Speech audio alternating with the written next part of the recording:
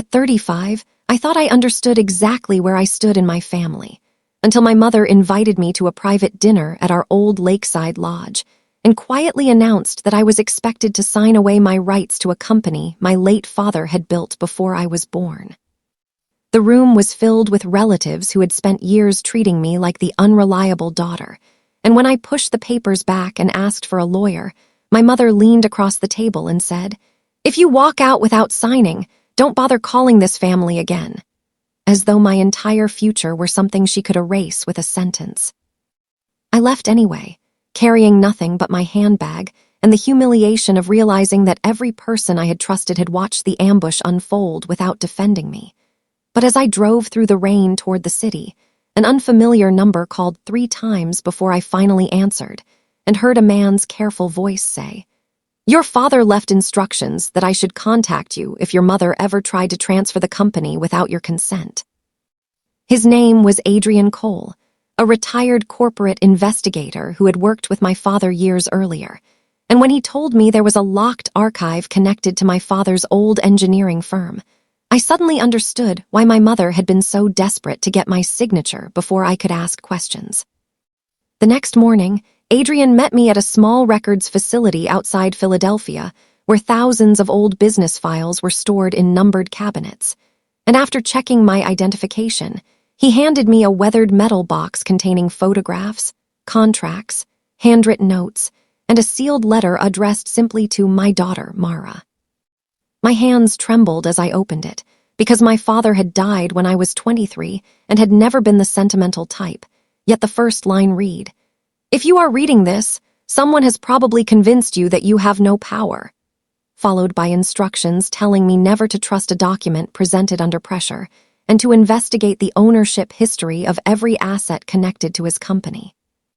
What I discovered over the next 48 hours changed my understanding of my childhood,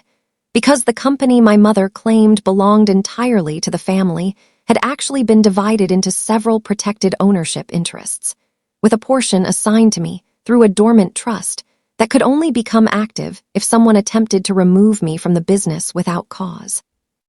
Adrian helped me trace years of financial records, and we uncovered unexplained transfers to shell companies, suspicious consulting fees, and a series of property purchases that appeared to have been funded with money removed from the company shortly after my father's death, making the dinner invitation look less like a family disagreement and more like the final move in a carefully hidden plan.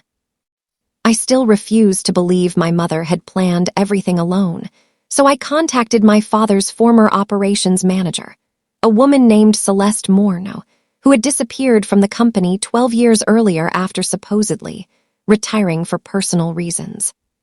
Celeste agreed to meet me in a quiet cafe and brought a notebook she had kept hidden for years, telling me that my mother had once demanded she approve invoices that did not match the company's actual projects.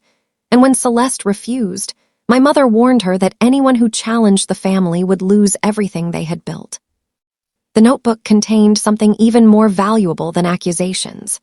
dates, account numbers, meeting locations, and the names of executives who had quietly resigned after raising concerns, and one entry from 6 years earlier mentioned a warehouse in Baltimore where original company ledgers had supposedly been destroyed after a flood. I knew the warehouse had been demolished years ago, but Adrian discovered that the property records showed a private storage unit had been rented under a company subsidiary immediately before the demolition. And when we obtained access through the proper legal channels, we found sealed boxes containing original invoices and signed agreements that contradicted nearly every explanation my mother had given the family.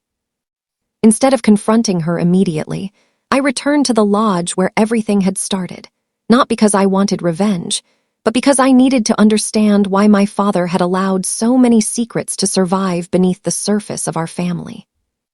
In the attic, I found an old wooden model of one of his first engineering projects, and hidden inside its hollow base was a second key with a note attached that said, "Truth is rarely hidden where people look first," leading Adrian and me to a forgotten safety deposit box containing a recorded statement from my father explaining that he had suspected financial manipulation,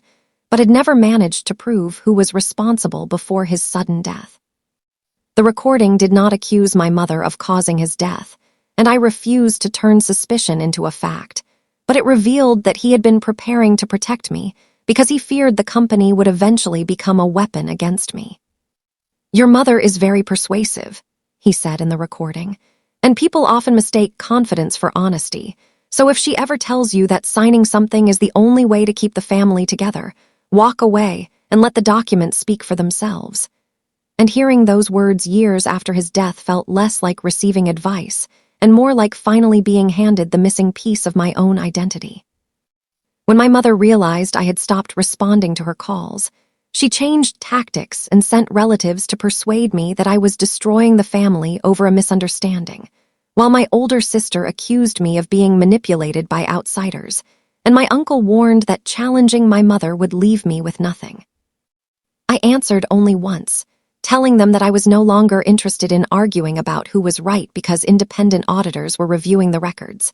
and that if everyone truly believed my mother had done nothing wrong, they should have nothing to fear from an investigation. 3 weeks later, the company board held an emergency meeting, and for the first time, my mother entered a room where she could not control the rules, the seating arrangement, or the story being told about her. Adrian presented the original records, Celeste verified the old invoices, the auditors explained the unexplained transfers, and when my mother insisted that the documents had been fabricated, the board produced archived digital signatures and banking confirmations that placed her office at the center of transactions she had spent years claiming never happened. Then came the document she had tried to force me to sign at the lodge. Because the auditors discovered that the agreement was designed not merely to transfer my ownership rights, but to eliminate my ability to challenge several historical transactions afterward. I looked across the conference table at my mother and said, "You didn't invite me to dinner because you wanted my signature. You invited me because you were afraid I would discover what was underneath it." And for several seconds she said nothing before finally whispering, "You were never supposed to find out." Investigation eventually led to civil recovery proceedings, the removal of several executives, and criminal charges connected to financial misconduct, while the company itself survived under independent management, and the portion of my father's estate that had been concealed from me was finally restored. My relationship with my family did not magically return to normal, because some relatives apologized, some disappeared, and others insisted they had been victims too. But I learned that closure does not always mean getting the family you wanted back. Sometimes it means accepting that you deserved honesty all along and building a life where nobody can demand your silence as the price of belonging. A year later, I stood inside the renovated headquarters of my father's company and watched young engineers present projects that would have made him proud, while the old family photograph that once hung in the executive office had been replaced with a simple plaque carrying his favorite phrase, "Build what survives the storm." I had not inherited a perfect family, a spotless past, or an easy victory, but I had inherited something far more important: the courage to question what frightened me, the patience to follow evidence, and the freedom to walk away from anyone who believed love gave them the right to control my future. And that was the night I finally understood that being thrown out of someone's world can sometimes be the first step toward creating one of your own. Please subscribe to our channel and share this video with your friends and family. We create entertaining and inspiring stories for our viewers, and your support helps us continue making great content for you.